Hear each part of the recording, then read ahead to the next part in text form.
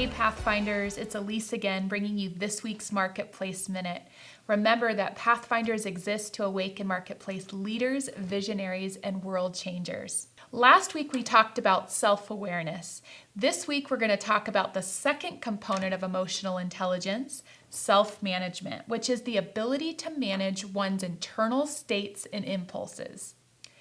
We all admire people that, despite them experiencing strong emotions, are able to treat people well and express what they want to say appropriately.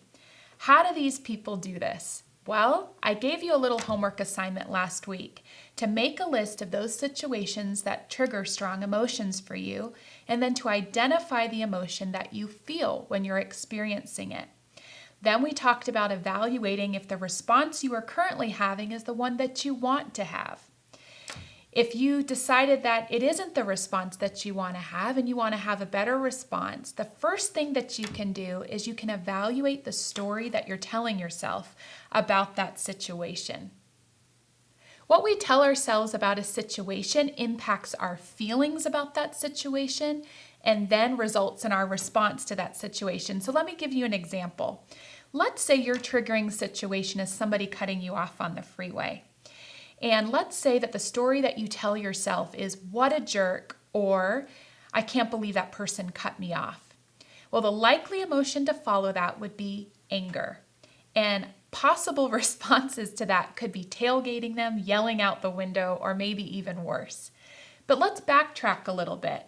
Let's say that the story that you tell yourself about that situation is, "That person must be in a hurry," or "I know I've cut people off accidentally before." What would be the likely emotion that would follow that story? Probably a little bit of compassion and understanding. So then, what would the response be?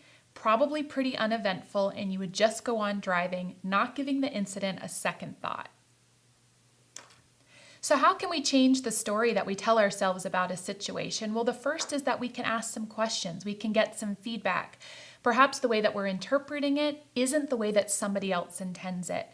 And oftentimes I find that people have the best of intentions, but they're not always able to communicate those well. The other is just to assume the best, even when people don't have the best of intentions.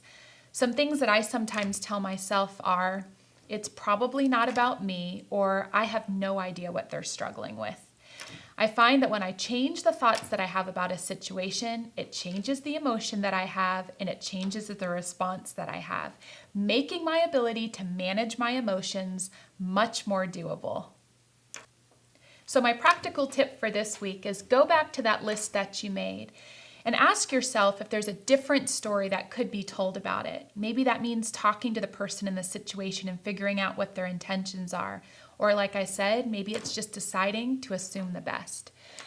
Now that we have learned how to lead ourselves in emotional intelligence through self-assessment and self-management, it gives us what we need to then evaluate others and our relationships more effectively, which are parts 3 and 4 of our series. Remember, Pathfinders, it's not about making a living, it's about making a difference. I'll see you next week.